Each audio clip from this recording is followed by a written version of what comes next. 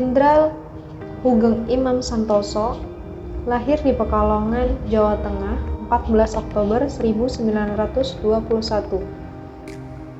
Beliau meninggal di Jakarta 14 Juli 2004. Jenderal Hugeng Santoso merupakan salah satu kepolisian Indonesia yang pernah menjabat sebagai Kapolri kelima yang bertugas dari tahun 1968 sampai dengan 1971.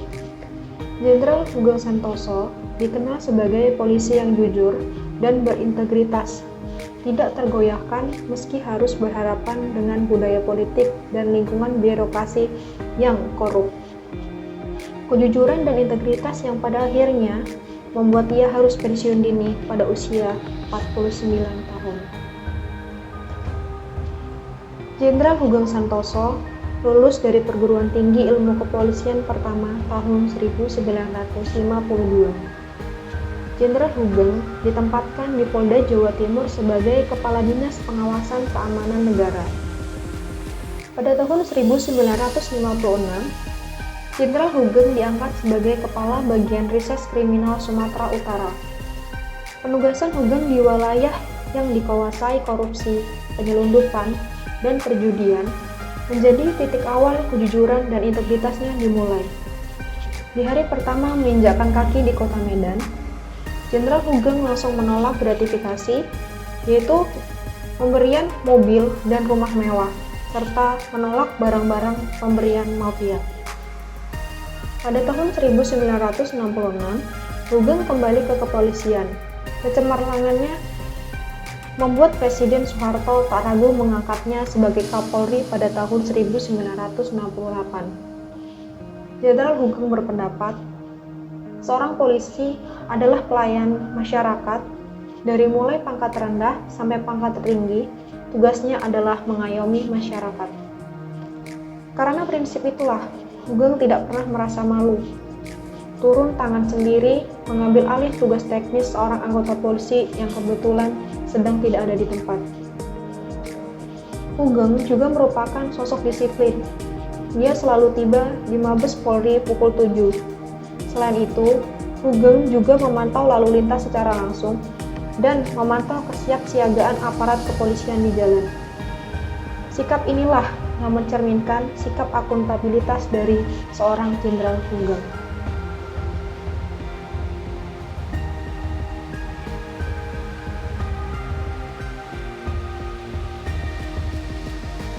Nasionalisme adalah pandangan tentang rasa cinta yang wajar terhadap bangsa dan negara, dan sekaligus menghormati bangsa lain. Nasionalisme juga merupakan suatu sikap politik dari masyarakat suatu bangsa yang mempunyai kesamaan kebudayaan dan wilayah, serta kesamaan cita-cita tujuan. Dengan demikian, masyarakat suatu bangsa tersebut merasakan adanya kesetiaan yang mendalam terhadap bangsa itu sendiri.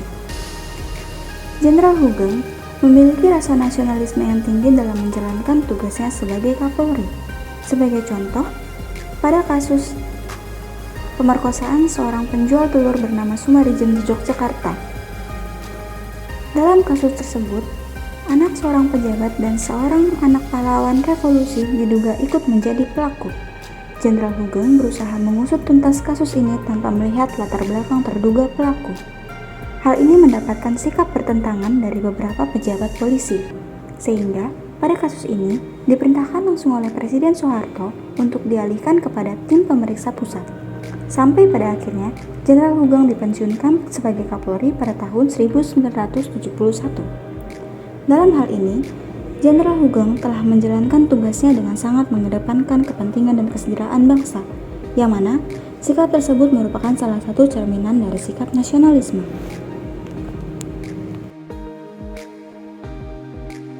Lalu, kisah Jenderal Hugeng yang berhubungan dengan etika publik yaitu mewajibkan pemotor menggunakan helm.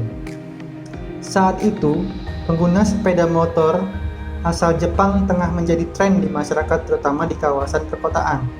Harganya yang terjangkau membuat masyarakat kala itu lebih memilih kuda bermesin itu ketimbang mobil. Namun, hal itu berakibat pada tingginya angka kecelakaan lalu lintas bagi pengguna sepeda motor. Apalagi saat itu masih banyak persimpangan jalan yang belum memiliki lampu merah. Hal itu sontak mengundang perhatian Jenderal Hugeng. Orang nomor 1 di Polri itu mengeluarkan sebuah kebijakan, yakni kewajiban menggunakan helm bagi para pengguna sepeda motor. Peraturan itu diumumkan pada 2 Agustus 1971 atau 2 bulan sebelum Jenderal Hugeng lengser dari posisi Kapolri.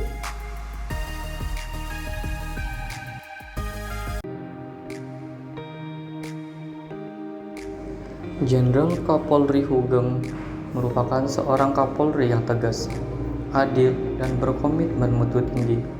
Hal ini dibuktikan dengan membuat kebijakan Helenisasi. Beliau mengatakan bahwa keselamatan rakyat itu lebih penting dalam menjaga komitmen mutunya. Beliau berani menangani kasus anak pejabat di Yogyakarta.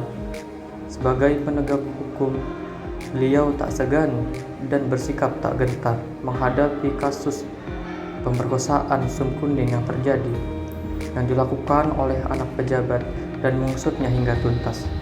Sikap Jenderal Hugeng adalah contoh teladan dalam pengimplementasian nilai anti korupsi. Dalam menjalankan tugasnya, Jenderal Hugeng selalu bersikap profesional. Beliau terkenal sebagai polisi yang sangat anti dengan korupsi.